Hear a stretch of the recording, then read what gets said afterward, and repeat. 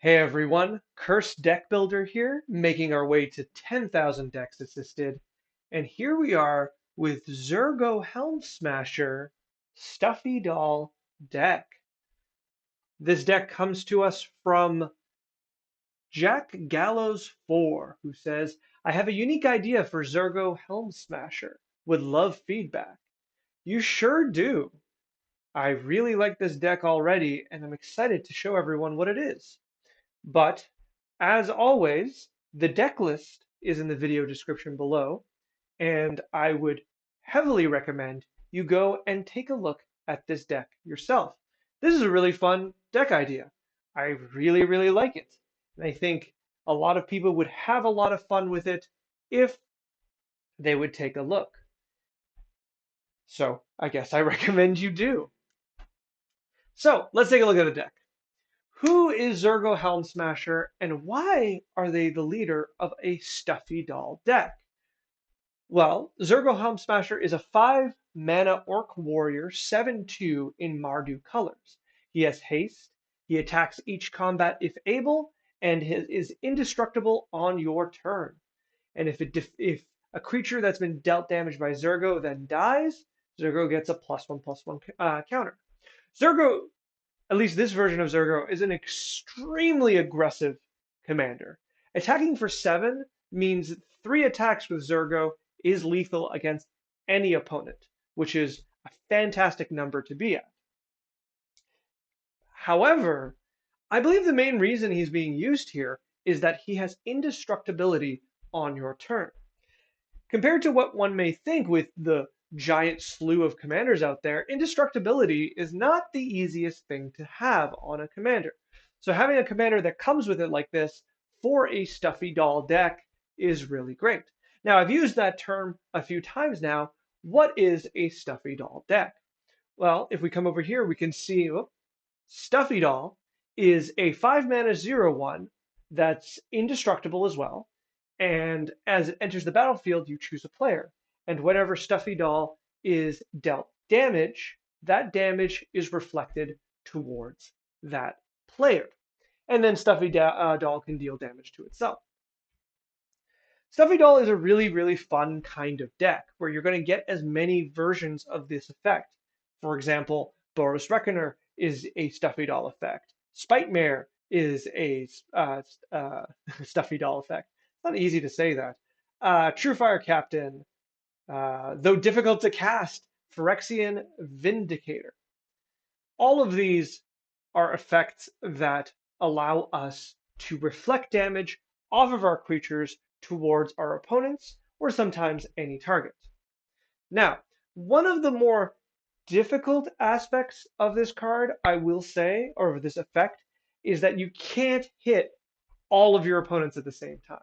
It's not something that particularly happens easily. It can happen with certain other cards, but traditionally, Stuffy Doll effects go to one target at a time. So, how do we support this effect? Well, we have cards like Blasphemous Act that deals 13 damage to each creature, Star of Extinction that deals 20 damage to each creature, and therefore we start reflecting quite a bit of damage. And then, in case you were thinking that's enough, Dictate of the Twin Gods or other damage doublers of a specific kind in red say that when a source would deal damage to a permanent player, it deals double damage instead, which means if we hit our Stuffy Doll with a Star of Extinction, with Dictate of the Twin Gods out, that Star of Extinction does 40 damage, not 20, to the Stuffy Doll. The Stuffy Doll takes that 40 damage, and then Dictate of the Twin Gods will then double it again on the way to the opponent you target, therefore dealing 80 damage to their face, which, as you might imagine, is rather lethal. So that's the strategy. I have a few cards to add in that I think would help along with it, but I will say from the start, I do really like the setup here. So let's go down here and let's see what our curve looks like. Our curve is really, really good. It's just a nice clean curve. It ends at 9, except for its Blasphemous Act, so it doesn't actually end at 9. It actually ends at 7, where we have our two biggest payoff spells. That being said, we can see the five slot is one of the higher slots in this kind of setup. Now, one of the things that's rather tricky about this is that some of these cards are rather integral to our game plan while being at the same mana cost as our commander. Stuffy Doll obviously is the namesake of the deck. Fire Servant doubles our instant and sorcery damage. Brash Taunter is another Stuffy Doll. Um, Backdraft Hellkite is one that I'm going to come back to. Mana Geyser makes a bunch of mana. Pariah Shield um, does a bit of damage reflection in itself. Dictate of the Twin Gods is doubler, and the flute is a tutor effect. All right, so now I'm not going to harp on the five harp flute. I didn't mean to make an instrument joke.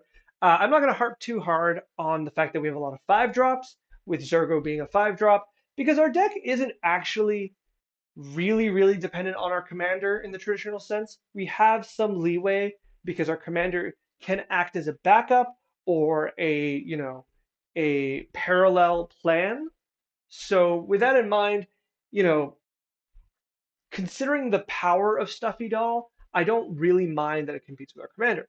That being said, the backdraft Hellkite, which gives a card whenever it attacks, you can flashback a creature.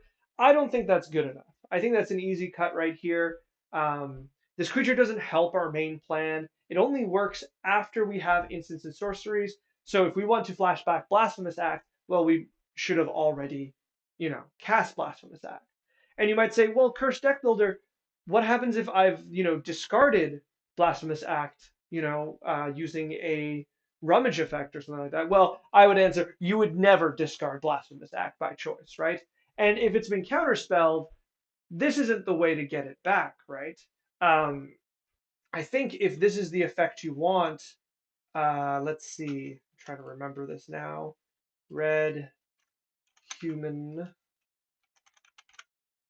believe it's a wizard, but I'll say return. That should be more than enough. Yeah. Ardent Elementalist, which I don't believe is in the deck. No. If you want this effect, Ardent Elementalist will return target instant or sorcery from your graveyard to your hand. No muss, no fuss, and you don't have to worry about attacks. Whereas the dragon here, you have to play it, you have to wait a turn cycle, it has to be able to attack, and then when it attacks, you do not get the card back. You're just able to flashback it. So perhaps you wanted to flashback Blasphemous Act, you play Backdraft Hellkite, you wait a turn cycle.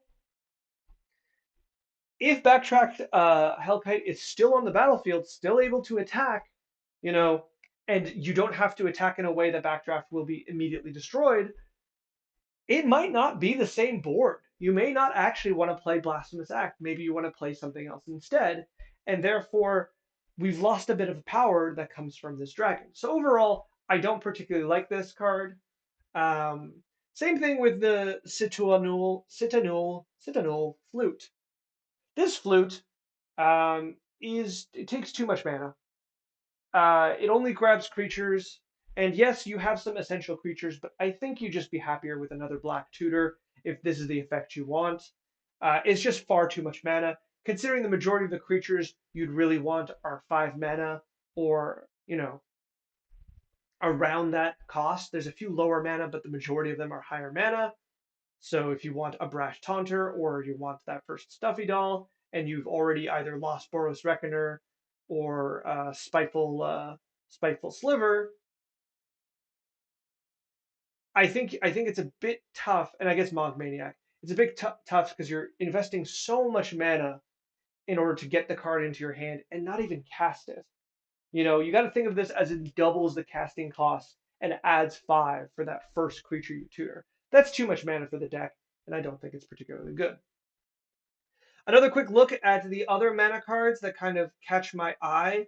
Soul of New Phyrexia feels like it's a little too much work.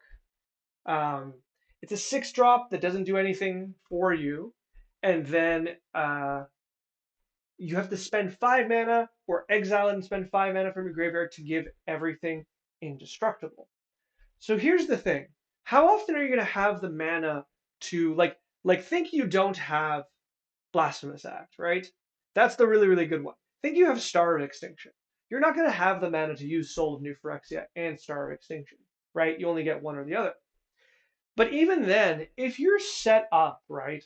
If you have the cards that you want in order to have this combo off, well, your creatures are already either indestructible, which a majority of them are, or you're about to win the game and it doesn't matter that your creatures aren't indestructible. It doesn't matter that they're about to get hit by, you know, a meteor because your opponents are about to lose the game. So all in all, Soul of New Phyrexia really feels like it doesn't belong here. It's another six drop. I would rather cut this out. Oh, the swine deals damage to each player, including you. Interesting. Okay, I like that. So there is one that allows us to reflect damage across the board. All right, so those are generally the cards that come to mind. A few other things. Duress is always a card that I say you just don't want Duress. Duress is not a good card in this kind of format. The deck has to be CEDH level for that power to matter. Likewise, Earthquake, and I believe there was another one I saw, Magma Quake. Are you playing that? No. There it is, Starstorm. The X ones, the ones that deal X damage across the board, um, I don't know if I like them as much. They require such a high mana investment in order for them to do anything, so I'm a little hesitant on them. I think they're fine if you do want to play them in the end, but I still think it's something worth considering. All right, let's talk about additions, because I have some in mind. One of the things to note is that we're going to start with the boring ones, right? Is that our deck has a very, very high general mana cost. Though we have some low mana cards that I particularly like. Also, just as a note, Indestructible Aura is very, very funny here. I really like it just because I love this card. But the fact it actually does something while at the same time not giving the indestructibility that this deck would actually maybe prefer is really, really funny to me. Oh, there's the Magma Quake. I knew it was here. Okay. So, looking at this deck, we have, yes, we have low mana cards that we'd like to run out, but the majority of our meat and potatoes are around 5 mana. Our Stuffy Doll effects tend to lean towards higher mana costs, especially the ones that are stronger. Our mana doublers, sorry, our damage doublers are particularly high mana cost from 4 upwards as well. And Zurgo is 5 mana. We just have a high mana cost deck for the part that we want to use. Our finishers are 7 mana cards, basically, right? So with that in mind, I wouldn't mind if we went up a few lands. I'm going to quote that person I heard of recently, where they said that you need like 38 lands to hit your 4th land drop, you know, just naturally. Now that's not including mana rocks and the like, but I think we can probably go up to at least 38.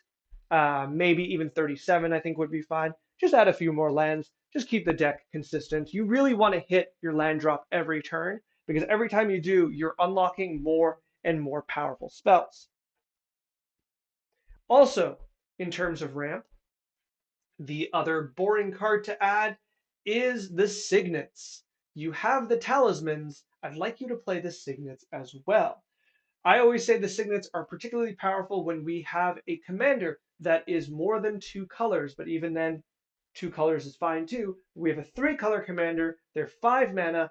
I would really like to have them out early. I would really like to power out a number of spells that we have here that are really, really strong, and so playing the Signets is really, really nice. I would probably put more attention to Boros Signet and Boros Signet being the best, and then Orzhov Signet, I think. Do we have something here that tells us our colors? 14. Yeah, so probably Rakdos and Boros are the stronger ones, with Orzhov being the weaker one. But honestly, I would probably play all 3 without thinking twice. It's going to fix up your mana a little bit. And with that, maybe you can just get away with just playing 36 lands and still having a lot of ramp. Also, then you can not play Mardu Banner, which is unfortunately not a very good card. In fact, if you want to keep the Mardu banner as an effect after putting in the signets, I think Felwar Stone would just be just as good in most cases. All right, so those are the boring ones. And to be fair, I do have two, I'm going to say in quotes, boring ones, but I think would be really, really good here. Um, Also, sorry, as a side note, don't know why Orzhov Charm is here. I don't think it bounces a creature back into your hand. I don't think you really want to do that. It is creature removal, but I don't think that's what you want to do. So I think I'm going to say that's probably not where you want to be. But going back, I'm going to say a nice clean addition, Lightning Bolt and Lightning Helix. Now, these aren't always seen as the most commander playable cards. They are seen as one-on-one cards that, 3 damage is not really what you want to be at. I disagree generally. When you think of how many commanders that are susceptible to a lightning bolt, having a 1 mana solution to your opponent's commander is particularly good here. For example, Zurgo Helmsmasher dies to a lightning bolt, just not on the turn that its controller has, but on every other turn it dies to a lightning bolt. So something like this has a lot of power. But why specifically these? Why am I not just saying, play Swords to Plowshares, which is another card you could probably play? Well, because as you may have guessed, these effects are just really, really good with our stuffy doll cards. Um, Specifically the ones that allow us to redirect damage towards not just creatures, though granted, those ones need to have indestructibility.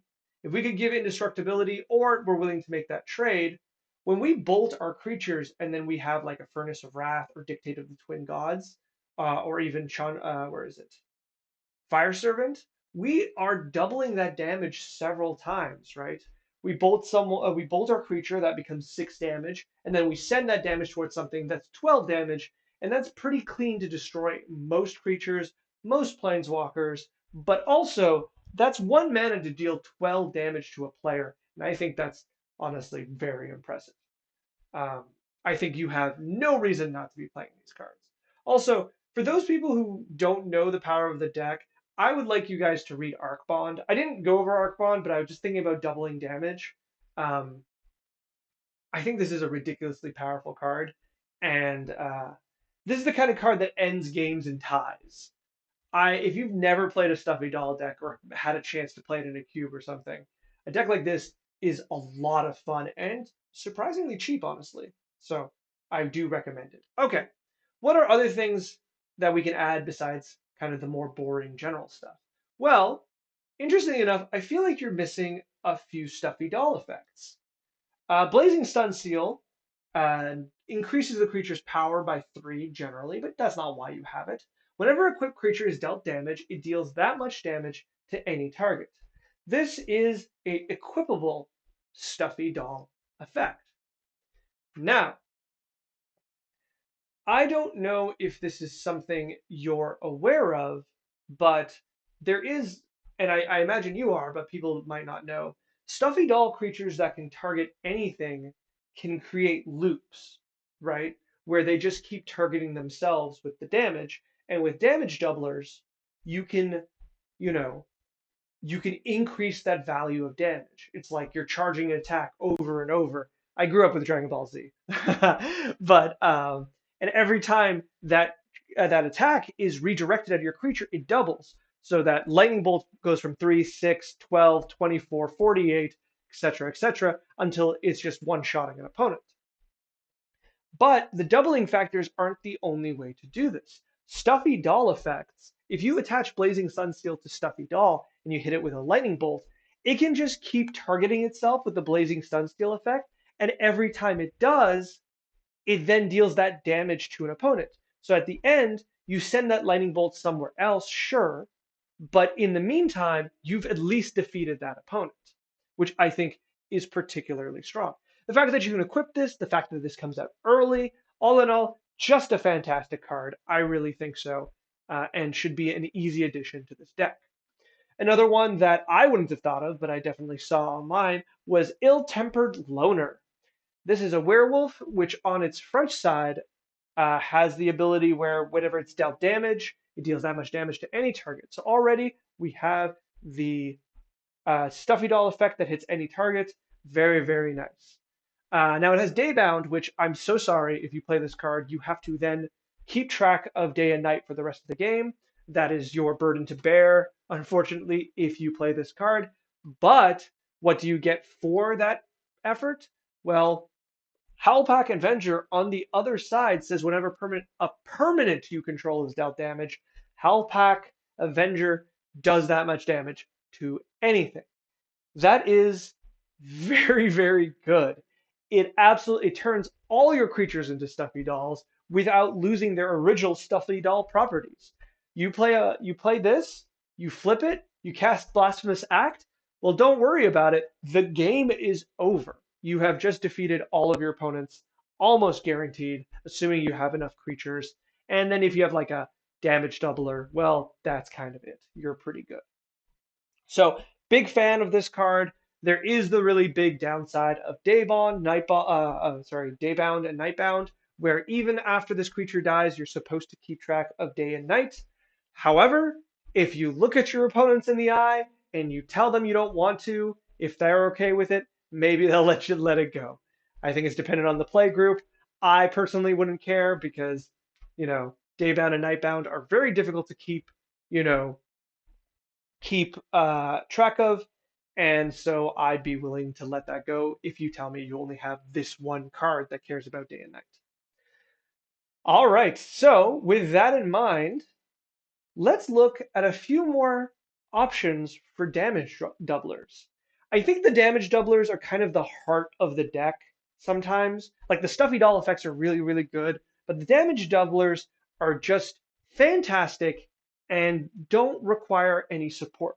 If you put out a few damage doublers and just play the game, you just cast Zurgo or just go in with your you know, uh, selfless spirit and the like you're going to cast your stuffy doll effects. So by just having one or two of these damage doublers, we're getting ahead really, really quickly with very low effort. So I think it's free for you to play a few others.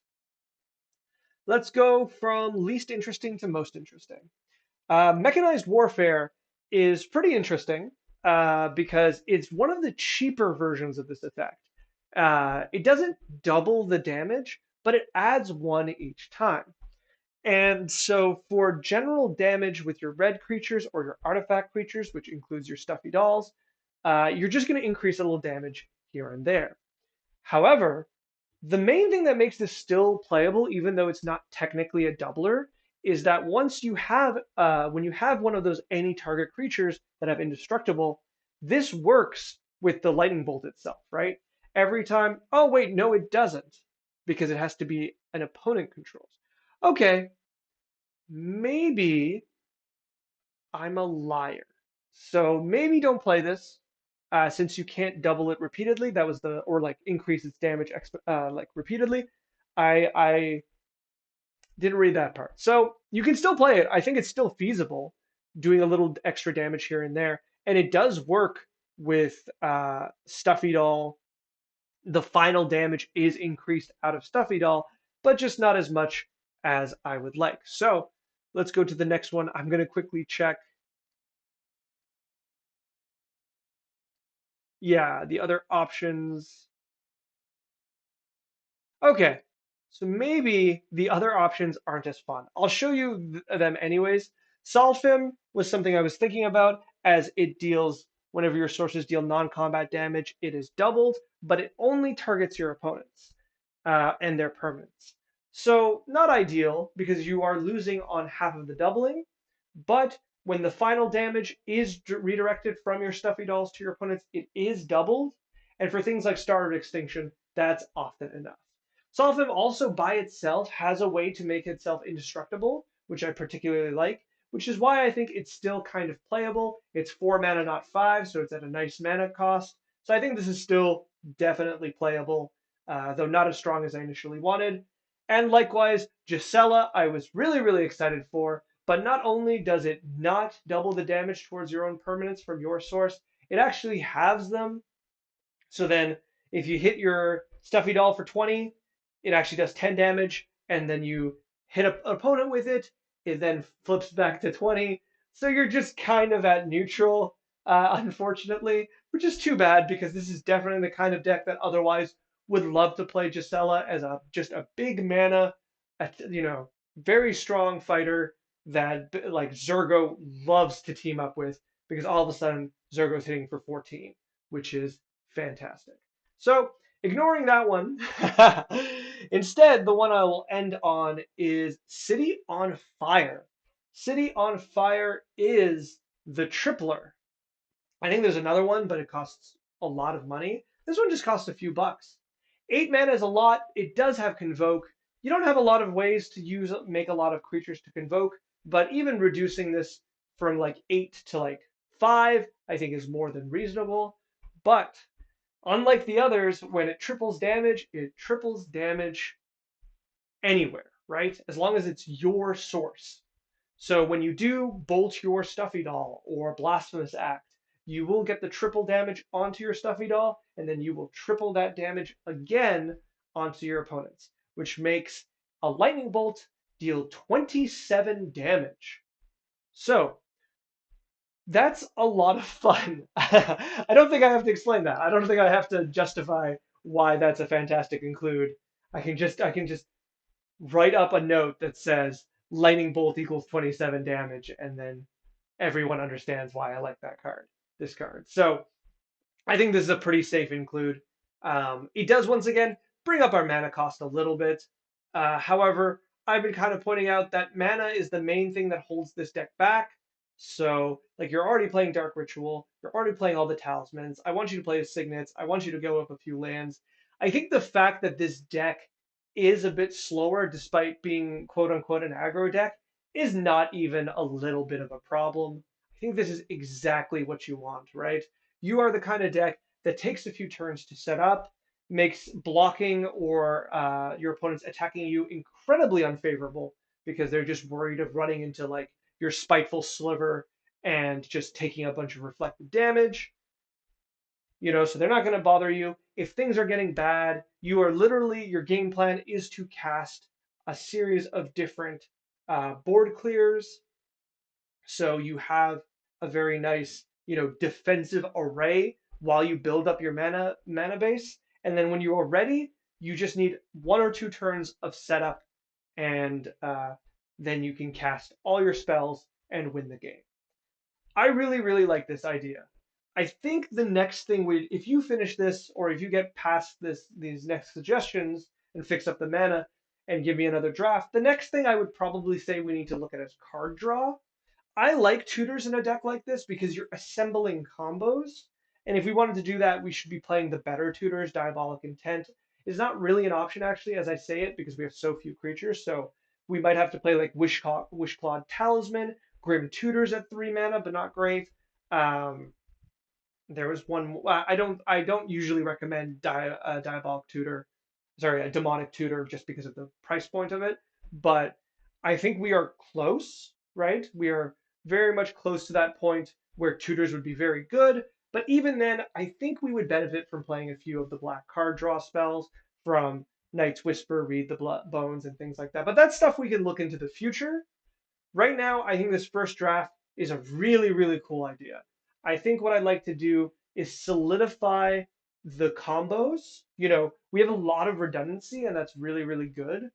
But we do have a half of the deck situation where we have two halves. We kind of have three, where we have the Stuffy Dolls, we have the Damage Doublers, and then we have the Blasphemous Acts. But the Blasphemous Acts are a little less important. Like, we don't need to calculate that as much because one, those cards are always good, and two, there are other ways that damage will be going around on the table. When you attack with your creatures, when you attack with your Phyrexian Vindicator and things like that, there will be blocks and there will be damage, and also there will be politics. If you Stuffy Doll opponent B and you turn to me and you're like, hey, attack into my Stuffy Doll, and that damage will go directly at opponent B. Maybe it'll even be doubled. That's a pretty attractive option. if I'm at a situation where, um, I need to deal with opponent B, but I can't really get through their blocks or something like that. Another thing that I would want to talk about in another draft is using Zurgo a little more. I think Zurgo is really good here as a conceptual leader for this deck, but I feel like he's being a little underused, and there's a few options we can use with him that will make him a really good backup plan without distilling our main plan. But all of that's for later. Right now, I really do like this deck idea. I'm so glad you sent it to me. I just saw the message recently, and I thought this is you. You had me at Zurgo Helmsmasher. Unique idea. I was like, you know what? I would like to see what this is. So I hope this is exactly what you want. Please send me the next draft. I'd be very very interested to see it. And if anyone wants to send me another draft of another deck or any deck, there is a link in the video description below where you can fill out a form and send me your deck. In addition, if you'd like to skip the line and so we can see that deck earlier, there is a very long lineup and I'm going through it as fast as I can. Some decks won't be able to make it anyways, so the line could get smaller. But in the meantime, if you want your deck now, you can click the button down below, skip the line, and I will work on your deck next. Finally, if you'd like to comment, like, subscribe. I feel like this is always a lot like the hardest part to say. There's a lot of YouTube things. We all kind of know how it works. I don't really know how it works, but any effort you do to engage with the community is incredibly helpful to me. My main goal is to have a community of deck builders and people who are interested in the aspect of deck building. So liking, comment, subscribing just puts more eyes on these decks and more work towards making them stronger, and I would very much appreciate that. I'm really excited to see another draft of this deck. I think Zurgo's great, and I really like the idea you've put together. So, good luck.